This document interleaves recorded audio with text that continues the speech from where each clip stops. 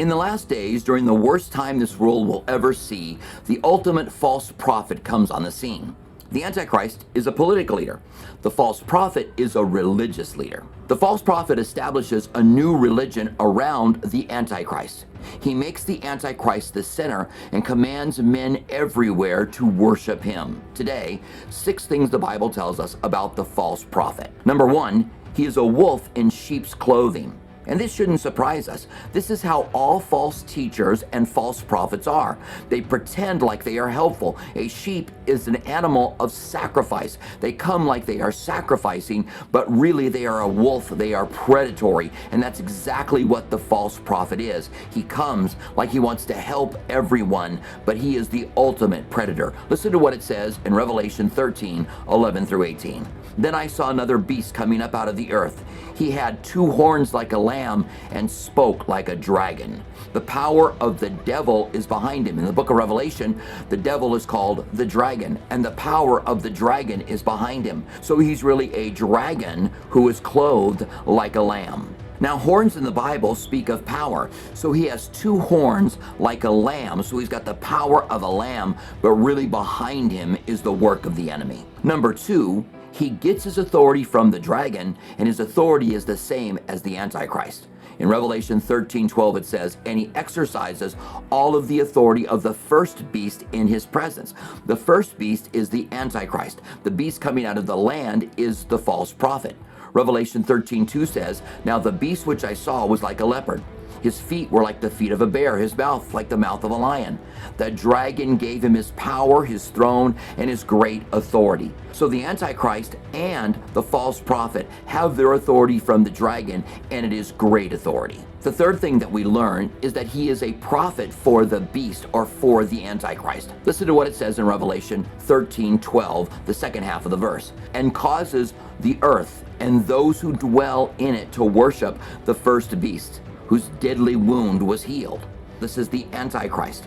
And the false prophet comes along after the whole world sees him. This is Satan's answer for the resurrection. He can't resurrect someone from the dead, but instead there is a deadly wound that is healed, and the false prophet uses that to cause the entire world to worship him. The fourth thing that we learn about the false prophet is that he performs great signs.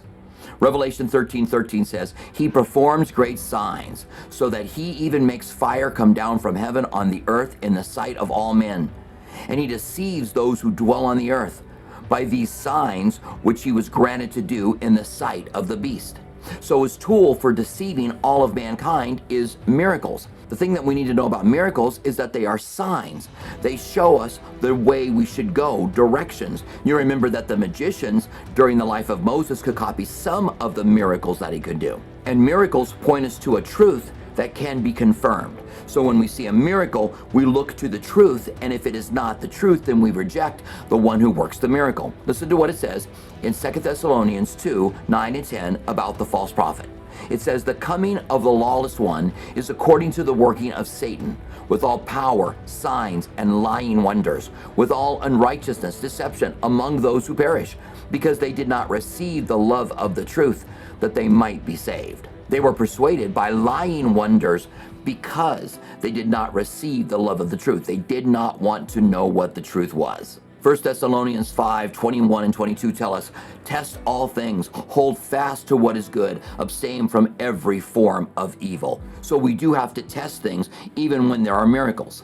The fifth thing that we see the false prophet doing is making an image of the beast, giving it life. Listen to what it says in Revelation 13. Telling those who dwell on the earth to make an image to the beast who was wounded by the sword and lived. He was granted power to give breath to the image of the beast, that the image of the beast should both speak and cause as many as would not worship the image of the beast to be killed. Now this sounds an awfully lot like AI. Over the years, technology grows, and people think, well, that's the abomination of desolation. That's the beast that speaks in the book of Revelation. And we don't know that all the technology is here now. Remember, we're not quite sure when exactly these things are going to happen. We think that it's close, but we don't know for sure.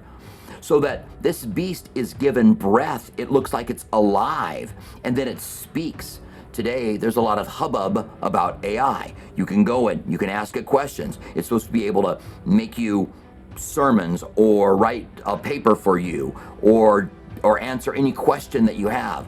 Now, AI is not as good as what they say it is today, but technology will continue to improve. However, this could be the way that the false prophet gives the beast the ability to talk. However, he's able to do lying wonders, like call fire down from heaven.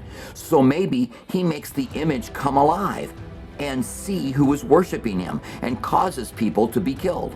And finally, number 6, he causes all people to take a mark. That's right, the false prophet causes people to take the mark, not the beast.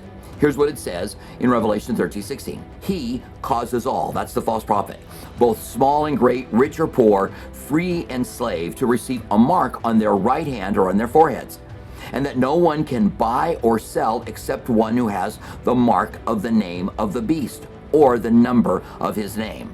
That is, that somehow, through a mark on your forehead or the back of your hand, you cannot buy or sell without the mark. If you can't sell, then you're probably not going to be able to make money. If you can't buy, then you're going to starve to death.